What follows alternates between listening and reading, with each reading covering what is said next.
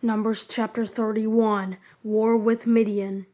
The Lord spoke to Moses, "Execute vengeance for the Israelites against the Midianites. After that, you will be gathered to your people." So Moses spoke to the people, "Equip some of your men for war. They will go against Midian to inflict the Lord's vengeance on them. Send 1,000 men to war from each Israelite tribe." So 1,000 were recruited from each Israelite tribe out of the thousands in Israel, 12,000 equipped for war. Moses sent 1,000 from each tribe to war. They went with Phinehas, son of Eleazar the priest, in whose care were the holy objects and signal trumpets.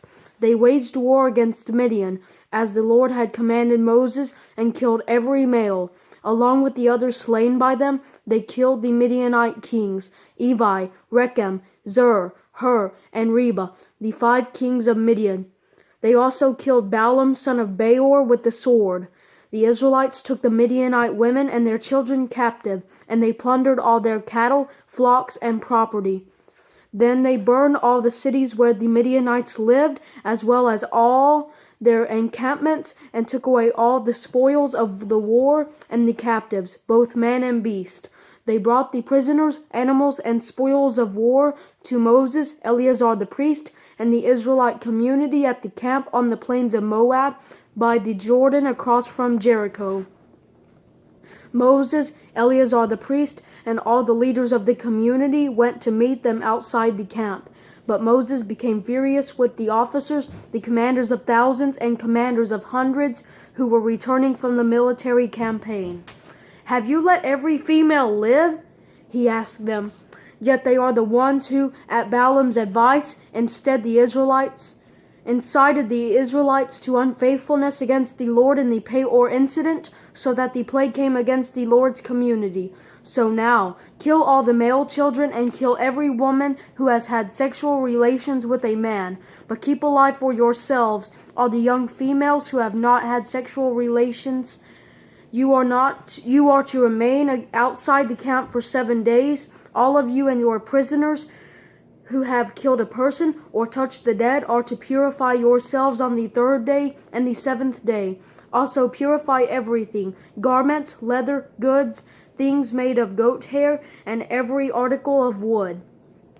Then Eleazar the priest said to the soldiers who had gone to battle, "This is the legal statute the Lord commanded Moses. Only the gold, silver, bronze, iron, tin, and lead, everything that can withstand fire. You are to pass through fire, and it will be clean. It must still be purified with the purification water. Anything that cannot withstand fire, pass through the water. On the 7th day, wash your clothes, and you will be clean. After that, you may enter the camp." The Lord told Moses, "You, Eleazar the priest, and the family leaders of the community are to take account of what was captured, man and beast. Then divide the captives between the troops who went out to war and the entire community. Set aside a tribute for the Lord from what belongs to the fighting men who went out to war. 1 out of every 500 humans, cattle, donkeys, sheep, and goats. Take the tribute from their half and give it to Eleazar the priest as a contribution to the Lord. From the Israelites' half, take 1 out of every 50 from the people, cattle, donkeys, sheep, and goats, all the livestock, and give them to the Levites who perform the duties of the Lord's tabernacle." So Moses and Eleazar the priest did as the Lord commanded Moses.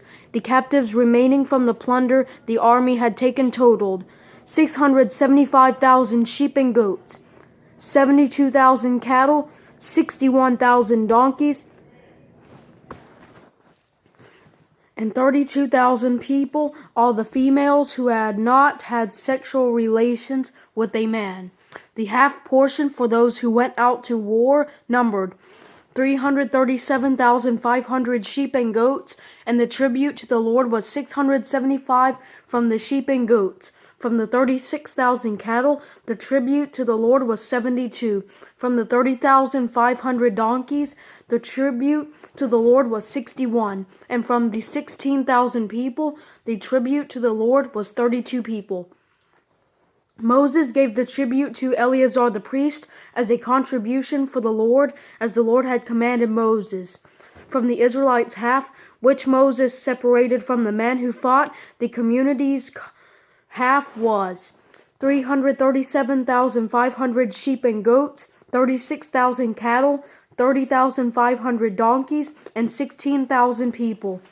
Moses took one out of every 50 selected from the people and the livestock of the Israelites' half. He gave them to the Levites who performed the duties of the Lord's tabernacle as the Lord had commanded him.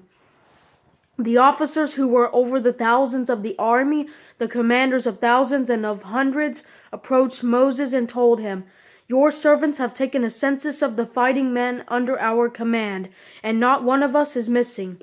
So we have presented to the Lord an offering of the gold articles each man found, armlets, bracelets, rings, earrings, and necklaces, to make atonement for ourselves before the Lord." Moses and Eleazar the priest received from them all the articles made out of gold. All the gold of the contribution they offered to the Lord from the commanders of thousands and of hundreds was 420 pounds. Each of the soldiers had taken plunder for himself. Moses and Eleazar the priest received the gold from the commanders of thousands and of hundreds and brought it into the tent of meeting as a memorial for the Israelites before the Lord.